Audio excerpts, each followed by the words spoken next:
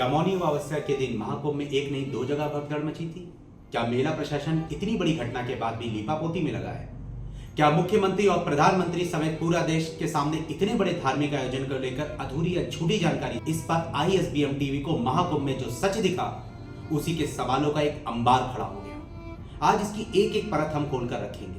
नमस्कार, मैं Rahul Dubey ISBM TV पर आपका स्वागत करता हूं। आप जानते ही होंगे कि 28 जनवरी की रात महाकुंभ क्षेत्र में संगम के पास भगदड़ मची। सरकार का दावा है कि कम से कम 30 लोग मारे गए और 80 से 90 लोग घायल बताए जा रहे। ये सरकार का आंकड़ा है। अगले दिन 29 जनवरी की रात के करीब रात के 9 बजे की बात। कुंभ में हुई घटना प्रशासनिक लापरवाही, VVIP संस्कृति या प्रबल आस्था? कौन है जिम्मेदार? प्रयागराज में आयोजित कुंभ मेले में हाल ही में हुई घटना ने एक बार फिर से सवाल खड़ा कर दिया है। ऐसी त्रासदियों के लिए प्रशासनिक लापरवाही जिम्मेदार है या बढ़ती हुई VVIP संस्कृति और लोगों में अटूट आस्था? एक सवाल और, प्रशासनिक लापरवाही सतर्कता के बावजूद आखिर क्या थी चूक? हर बार की तरह इस बार भी प्रशासन ने कुंभ मेले को लेकर बड़े बड़े दावे किए थे।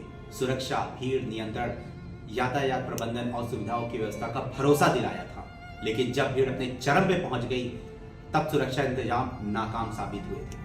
विशेषज्ञों का यहां तक की मानना है कि अगर भीड़ नियंत्रण की बेहतर व्यवस्था होती और सुरक्षा मानकों की सख्ती से लागू किया जाता, इस तरह की घटनाओं को रोका जा सकता था। एक सवाल यह भी आता है कि बढ़ती VVIP संस्कृति आम श्रद्धालुओं की क्या उपेक्षा हो रही है? जी हां, कुंभ जैसे धार्मिक आयोजन में VVIP संस्कृति भी एक बड़ी समस्या बन गई है। खास वर्ग के लिए तो विशेष इंतजाम कर दिए जाते हैं, लेकिन बेहतर सुविधाएं मिलती हैं और आम श्रद्धालुओं को घंटों तक धक्के खाने पड़ते हैं। VVIP लोगों के लिए अलग रास्ते, विशेष बैठने की जगह और सुविधा संपन्न कैंप, जबकि साधारण भक्तों की भारी भीड़, अव्यवस्था और प्रशासनिक उपेक्षा का सामना करना पड़ता है। यह स्थिति असमानता और अपरोक्ष को जन्म देती है। एक और सवाल लोगों के मन में उठता है, क्या प्रबल आस्था या अटूट श्रद्धा इसका कारण है? दरअसल में भारत में धार्मिक आस्था बहुत गहरी है और कुंभ मेला इसका सबसे बड़ा उदाहरण है। लाखों श्रद्धालु कठिन परिस्थिति के बावजूद गंगा स्नान और पूजा पाठ के लिए उमड़ पड़ते हैं, लेकिन क्या यह आस्था इतनी प्रबल हो जाती है कि सुरक्षा नियमों की अनदेखी कर देती है? भगदड़ का सबसे बड़ा कारण अफवाहें होती है। अगर कोई चिल्ला दे कि पुल पर कोई गिर रहा है, अचानक भगदड़ मच जाती है। अगर कोई ये कह दे कि पुलिस लाठीचार्ज कर रही है तो भीड़ डरकर भागने लगती है। अगर कोई गिरे तो लोग उसे कुचलते हुए आगे बढ़ जाएं तो हालात और बिगड़ जाते हैं। कई बार भगदड़ सिर्फ इसलिए भी होती है क्योंकि लोग संयम नहीं रख पाते और धक्का मुक्की शुरू कर देते हैं। तो फिर आखिर क्या है समाधान?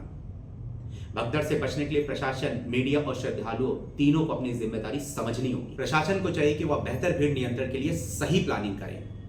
मीडिया की झूठी अफवाहों फैलाने वाले पर सख्ती करनी चाहिए। श्रद्धालुओं को भी धैर्य और अनुशासन बनाए रखना चाहिए।